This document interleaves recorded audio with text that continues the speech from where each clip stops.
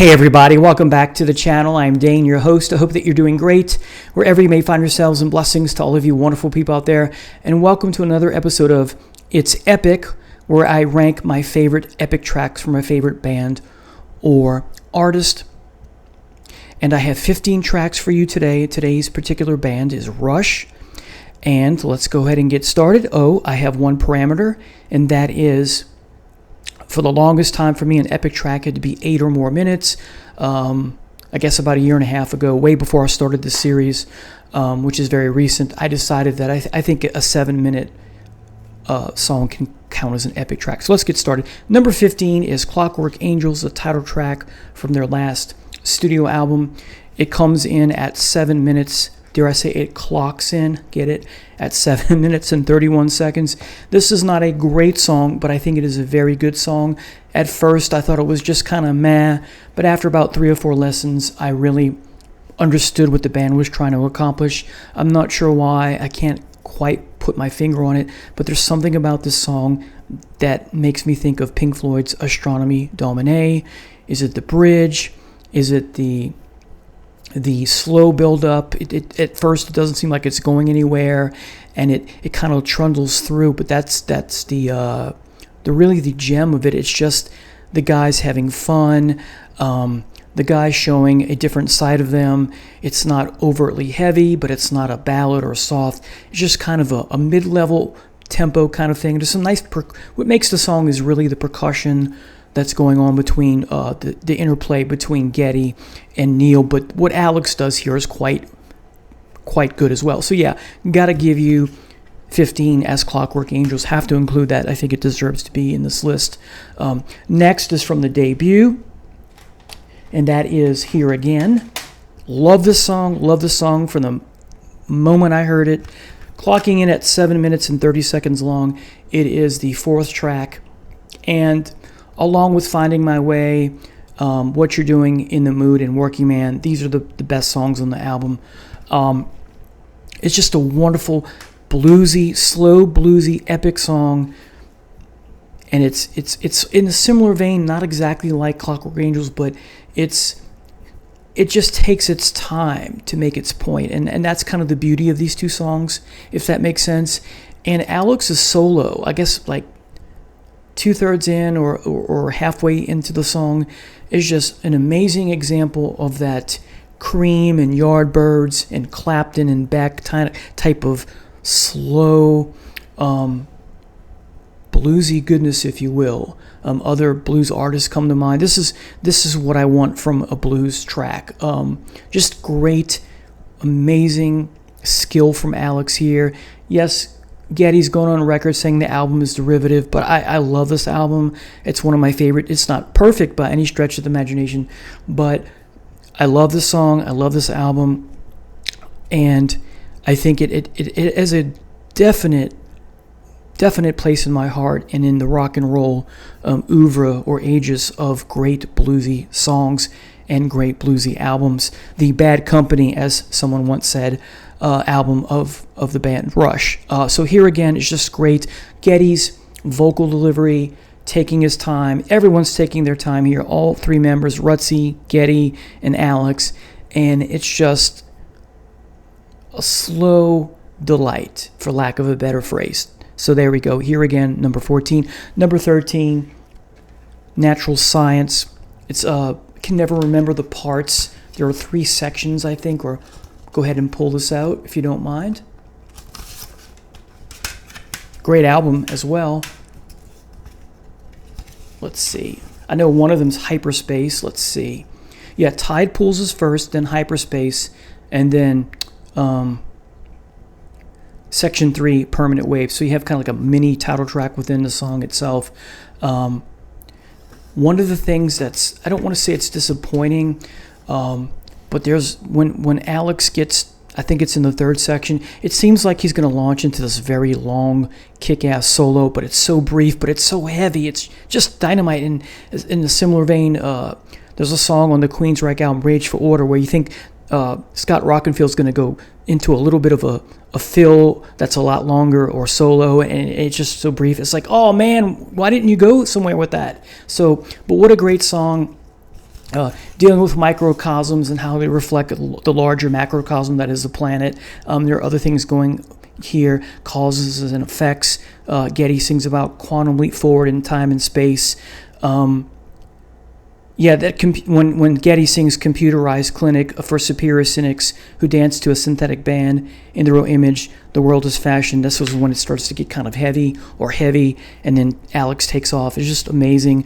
And the computerized clinical sound that Alex does with his effects pedal or whatever it is he's doing is very similar to what's going on the in the solo for Free Will. So there's a comparison there. And of course, the song ends with the tide coming in or out, and it's a beautiful way to end the song. Tide after tide will flow and recede, leaving life to go on as it was. ... Music by Leon Lifeson, lyrics by Part. I just love reading that every time. Great photos of the band. So, great album, great song. Natural Science, and they brought it back really late in their career in their live repertoire, which was such a treat for us Rush fans who love that song. All right, next, going back to Clockwork Angels is Headlong Flight. I failed to mention the time for Natural Science is 9:18. For Headlong Flight is 7:19. This is the 7:20, excuse me. Fourth to the last track. This is my favorite song on the album. It was such a delight to hear this. This album has really grown on me, even more so recently. At first, this was an album I would go to once in a while, but I'm finding myself going to this more and more. There's a couple songs that are just kind of meh, but overall, this is a very good, if not a great album. I'm approaching great now for me, if not downright great. But Headlong Flight is above and beyond great. It is a legendary song for me, and I'm not the first person to say this, but the bass in Headlong Flight is a throwback or an homage to Caress of Steel's Bastille Day, because it's very similar in tone and vibe, and it's a rocker. This is the heaviest song on the album, and what a delight to get a heavy, kick-ass, hard rock, near kind of quasi-metal song so late in their career, after all the stuff that they went through in the 80s with, doing different, their Police phase and that kind of thing, and then after that, but yeah, what a great song. I have to rock out to this. I have to headbang when I hear the song. It's just a great delight. And live, it was wonderful too to hear them play that when I went and saw them. So yeah. So coming in at number 12 is Headlong Flight. So just to recap: 15 Clockwork Angels, Here Again 14, Natural Science 13, and 12 Headlong Flight. In case I didn't give the numbers. Next is from the Caress of Steel album, go figure, and that is The Necromancer, clocking in at 12 minutes and 28 seconds. This is the fourth track on side 1. If it's vinyl, you have 3 sections: Into the Darkness, Under the Shadow, Return of the Prince. Definitely inspired by Lord of the Rings, because the Necromancer is very similar to Sauron, not Saruman, and you have, the Watchtower Part 1, even though it's not called that, it's called Into the Darkness, but our 3 travelers from Willowdale, which is an homage to where Alex and Getty, if I believe, the suburb in Toronto that they grew up in before they became musicians and thereabouts. We have a Willowdale this way in Metairie, a subdivision. And anyway, so Into Darkness is the introduction, brooding in the tower, watching o'er his lands, holding every creature. It's just dark and foreboding and mesmerizing and captivating. And then you get Under the Shadow, where you get that kind of belch, and then they just start kicking ass with that. Essentially, this is an instrumental piece. It is an instrumental piece, and it sounds like Led Zeppelin without vocals. The 3 guys are just kicking ass, taking names. It is one of their most heaviest moments in their career, and I love it. And then finally, we get the softer side of the song with Return of the Prince, where Baitor here is actually a good guy now. He defeats the Necromancer, and hinting at he may return the same way that Sauron goes from Mirkwood to Lord of the Rings. But yeah, what a great song. I love it.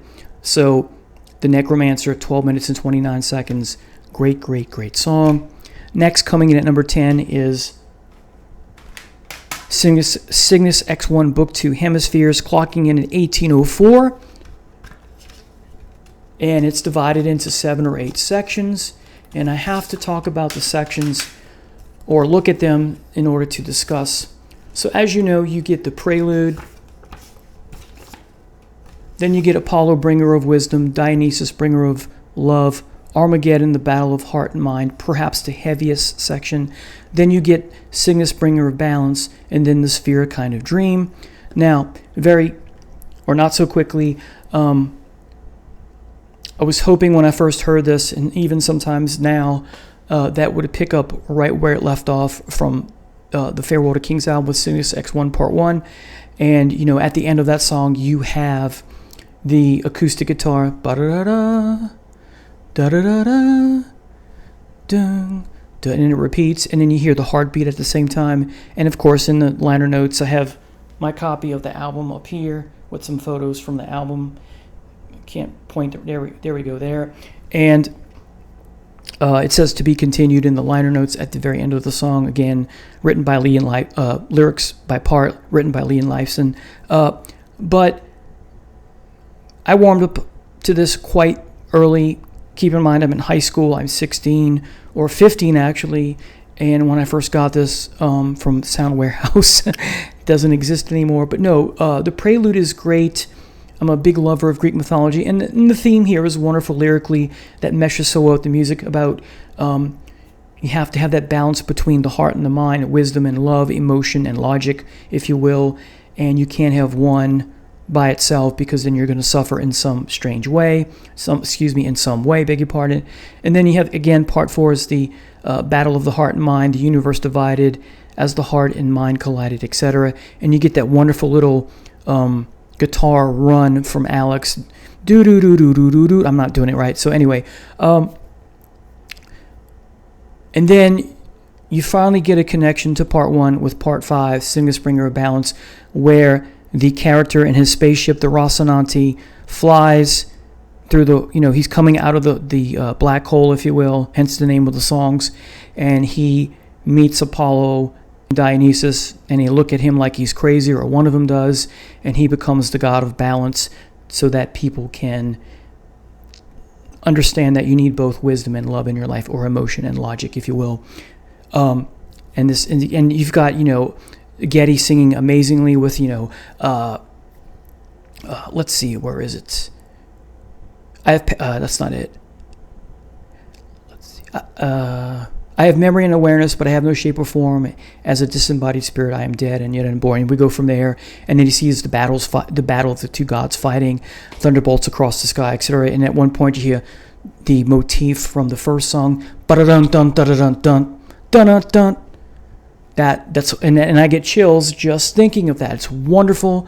And he mentions the Rocinante at some point, and then the way that section ends before we get to the last part.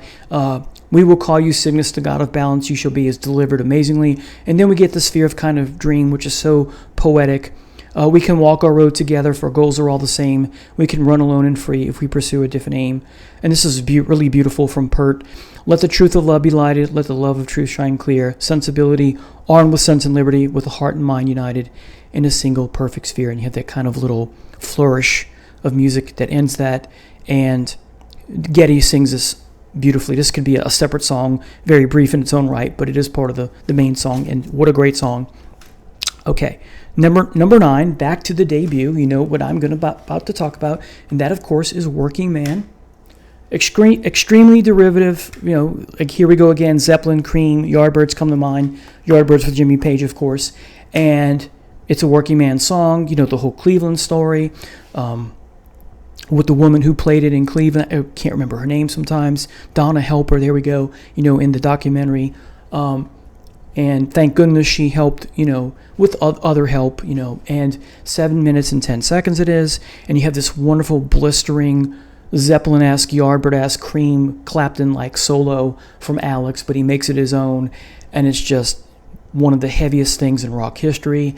And while I am not a blue-collar worker like my dad was, he's no longer with us, but he worked in the shipyards from 19 to up until the time he had his stroke that left him paralyzed. But he was a blue-collar man, as was my uncle, who's still with us, and he worked at the same place my dad did, the shipyards there on the other side of the river. And so I can empathize with them, how, they work their fingers to the bone to provide for, in my dad's case, my sister and I, and my uncle, my cousins, his children, his 6 children. So yeah, I can definitely relate to that. I am a working man, but I'm a teacher, so I don't do hard labor, but still I can relate to that, because when I come home, teaching 5 or 6 classes day in and day out can be exhausting. And while I don't drink anymore, I can relate to when I would come home and grab myself a beer, to quote Geddy singing Pert's lyrics. I'm sorry, to quote Geddy singing his and Alex and Rutsy's lyrics. So yeah, great song. And what's great about the song is the live version on Exit Stage. I'm sorry, All the World's a Stage. And also what's great about this album is Pert was not egotistical to go, no, I'm not playing these songs because I didn't, co-write them or what have you. So wonderful song. That is Working Man, 7 minutes and 7 seconds long. Next is The Fountain of Lamneth. Going back to this, there are times when I want to switch this with the Necromancer. This is 19 minutes and 58 seconds. As you know, if you're a Rush fan, it takes up all of side 2 of the album. You have it in 6 sections. In the Valley, Ditax and Narpets, the instrumental, which is just percussion. No One at the Bridge, then Panacea, Bacchus Plateau, and The Fountain. And of course, you have the motif that weaves in between most tracks, if not all of them, da da da da da da da, right? So, and of course, this is foreshadowing the theme in Xanadu about the be careful what you wish for. In this case, asking for immortality or seeking immortality, hence the fountain on the back side. And it's very Odysseus-like because it's a journey to get there. And the person in question, the narrator, voiced by Geddy, loses sight of life because he's always looking towards the end and not the journey. And you have the mutiny on his ship, or the near mutiny, very Odysseus-like in other ways. And you have what's great about the song is you have Panacea, which is not a traditional love song because, well, it is traditional in the sense that, hey, babe, I'm leaving in the morning, never to see you again kind of thing. But it's not tradition. It's not a traditional love song really much at all, except for that. Because he's leaving, or not because he's going to hit the road and go on tour, or because he's a ladies' man, but because his quest for immortality is more important than being with someone he fell in love with. And then, of course, you have Bacchus Plateau, which is a non-traditional drinking song because it's not a happy drinking song, like you see in Homer Simpson in the Knights of Columbus scenes like that or whatever. He's got the Blue Oyster Cult mug or the patch, and he's a member of that cult, right? Real funny. Or what you see in the movies, but in comedies and that sort of thing, with the, think of Lord of the Rings, it's not a comedy when the hobbits are on the table in the inn and they're singing like a Celtic or Irish song or a Scottish song. It's not like that at all because some of the lyrics are draw another goblet from the cask of 43, misty crimson memory, something like that, hazy glimpse of thee, give me back my wonder. So it's not a happy song, but still a drinking song, and making an effort, I guess you could say. But what a great song. And then you get the last part, The Fountain, when everything comes full circle, because the first and last track parts of the song are bookends with the motifs really cementing and sealing the deal, if you will. It's an envelope structure, if you will. And of course, you have to fade out and then the fade back in. And Geddy sings how the character that he's playing is, what have I done in cursing myself with immortality? Again, foreshadowing Xanadu. Okay, so that is The Fountain of Lamneth, 1957, almost 20 minutes long. Next, number 7 is Jacob's Ladder, Back to Permanent Waves. And 7 minutes and 26 seconds. And this is mostly an instrumental song it's not an instrumental song, but it's near close to being an instrumental song because the lyrics are very sparse. And you have just wonderful keys and synths from Geddy. I can't describe them. They're just amazing. There's almost a spiritual quality, maybe even if that's not what they're going for, you have the biblical reference in the title, Jacob's Ladder, the battle between, the clouds in the sky, and then the sun streams through, and it's a beautiful song for the way that it is arranged. Just a dynamite song, 7 minutes and 30 seconds, and the live version on Exit Stage Left is amazing.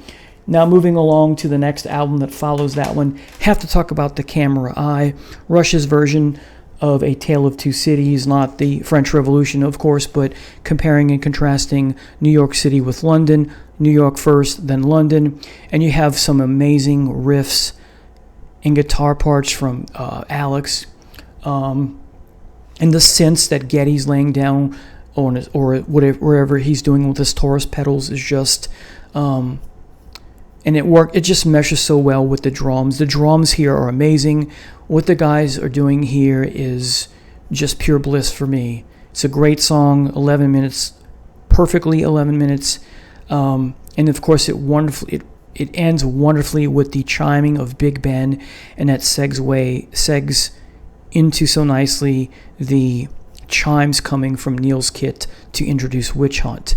So we're going from 1981, Big Ben, London, and New York, back in time to the Salem witch trials, if you will, but it's more richer and deeper than just that. Witch hunts, metaphorically and otherwise. But The Camera Eye is just a treasure trove of goodness. It is to Moving Pictures what Carousel Umbra is for Led Zeppelin. That may be blasphemous for some people who argue Carousel Umbra is not that good compared to this song, but I think they're both wonderful for me. I mean, The Camera Eye is just what a great side two. The whole album's great from start to finish. One of my favorite albums of all time, if not my favorite. And most people talk about how they get tired of side one and they venture to side two. Nothing wrong with that. For me, I've never gotten tired of side one. Not one single song. When I play this album, I play the whole thing. Sometimes I'll play side two first and then side one in a playlist that I have. Then I can mix things up and that kind of thing. But yeah, it's a great song. Great epic track. Next is Cygnus X1 from Farewell to Kings, 10 minutes and 25 seconds. An epic track indeed. The song about a scientist going to sail into the black hole and see what comes of that, despite the X-ray radiation and the X-holes splitting him apart, the X-rays and the gravity, pulling him apart as it does in the novel. And this is really where the band is, in their Genesis phase, kind of, as people have said, and I agree with that to some degree.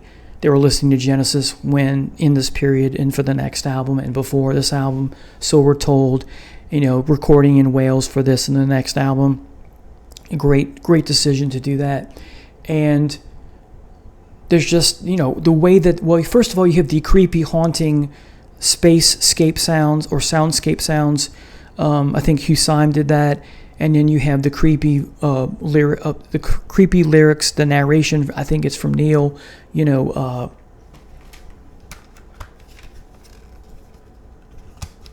Gotta read that right, if you don't mind. If I can get this booklet out. Here we go. 6 stars in the Northern Cross in mourning for their sister's loss. In a final flash of glory, nevermore to grace the night. Their words before that.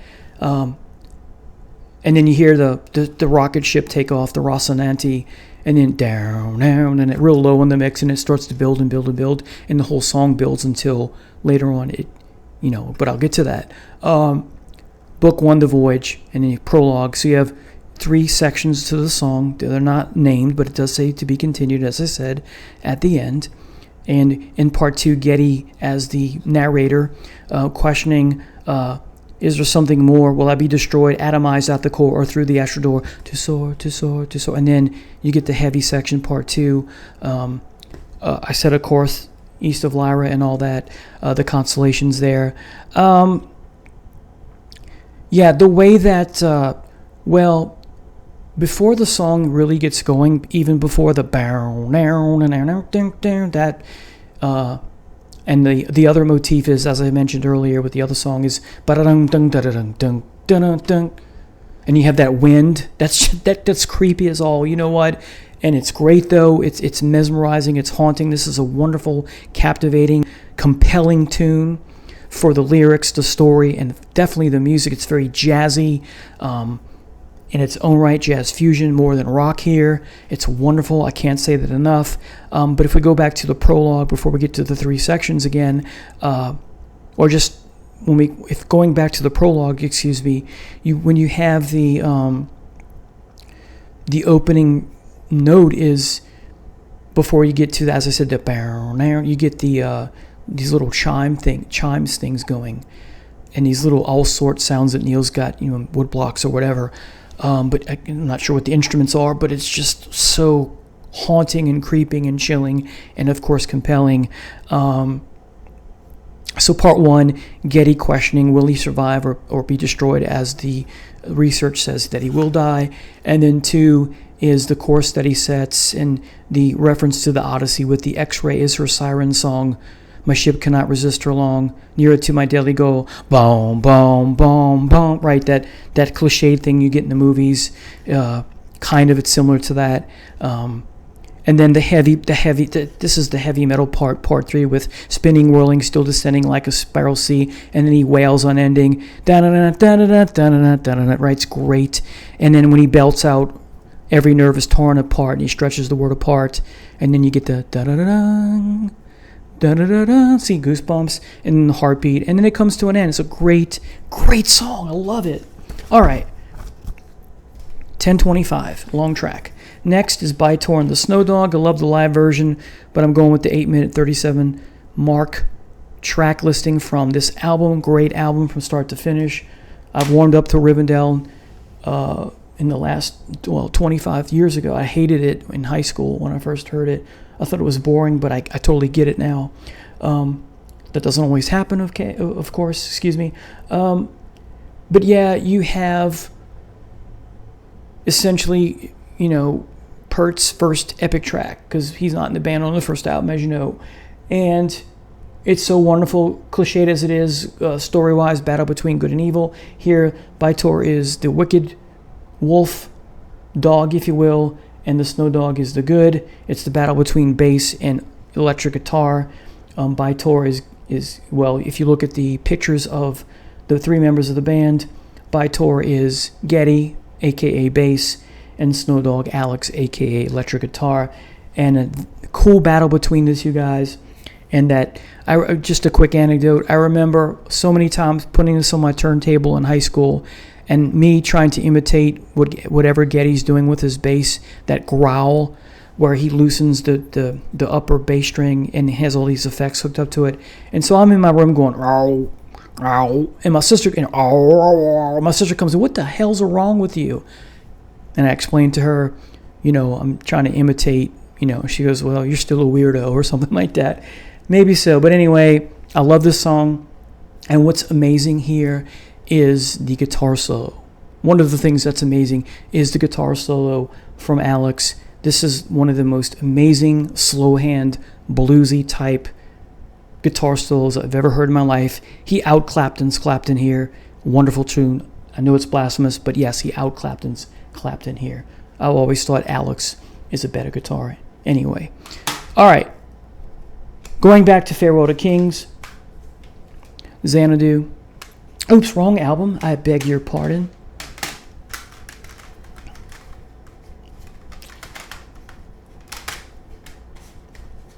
I've lost my album cover. Here we go, folks. Sorry. Yeah, so Farewell to Kings, Xanadu, 11 minutes and 5 seconds. You have this long, wonderful, beautiful intro setting things up before you get any lyrics. I remember playing this one day in my room on a turntable before dinner. My mom comes in to tell me it's dinner time, and she's like, what is that? That's beautiful. And I told her, not a Rush fan, but she did like the song, especially the intro. It's nice and wonderfully done and stretched, and it's classical meets rock, and it's just pure delight for me. And then of course you get Getty coming in with the lyrics, and the direction changes to something more rock oriented instead of the classical bent that is that intro. And of course the lyrics very much, as I said, like the Fountain of Lemneth, dealing with the curse of immortality, but like that character here, you've done it to yourself. And of course, in its homage to Coleridge's poem, Kubla Khan, because it's mentioned the Pleasure Dome and Kubla Khan himself, and the motifs in the song, and the return to the incremental repetition, where we go from the first section is how delightful the narrator is in achieving his goal and getting to the Pleasure Dome and tasting milk, tasting milk and honeydew, and then at the end, the tone is totally different from Geddy, because now he's distraught that he's done this to himself. Again, like the previous song, wonderful different textures from the kit that Neil has at this time, like I said before. Alex teasing us with little bits of guitar flourishes that I wish would go somewhere, but I get why he does it. It's still great. And the bass in the Taurus pedals and the keys and synths from Geddy are just a pure delight as well. So Xanadu, 1105, number 3. By Torn the Snow Dog was number 4. Number 2, I'm going to mention this one, is 2112. I've done a retrospective on this already long time ago, so I won't say too much about it, but you have 7 sections, as you know. It's 20 minutes and 33 seconds. You have the 2 most played parts of this, the overture and the Temples of Syrinx. The overture is just wonderful with the dun dun dun dun dun dun dun, right, the echo and all that. And then the Temples of Syrinx, very heavy, a heavy metal song, if not definitely close to being heavy metal. Geddy wailing like never before in the discography with the 4th album. And then, of course, he does it later on, but nothing like this really ever again. Well, with the exception of Cygnus X1, I would say, and maybe a song or 2 after that. But really, it's amazing to hear him wail like this. I know some people were turned off by that, and still today are, but I think it's great. And, of course, you get the slow part 3, Discovery, where he discovers the guitar.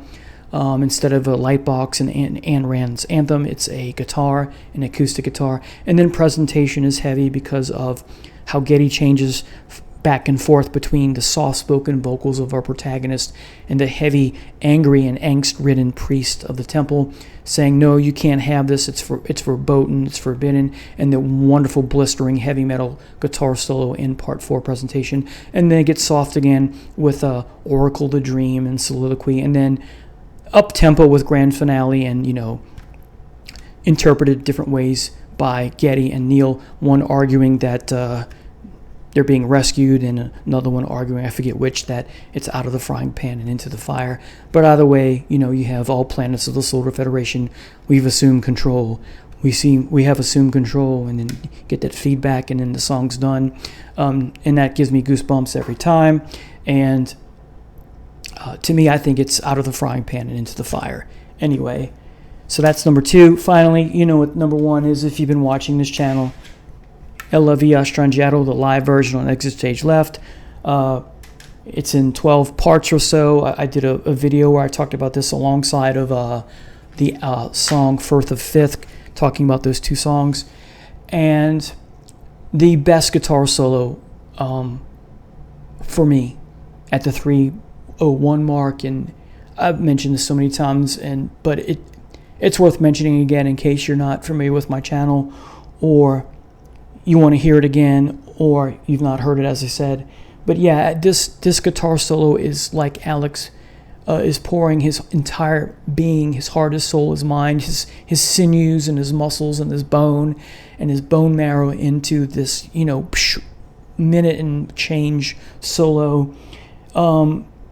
It's just it's a piece of work in a good way.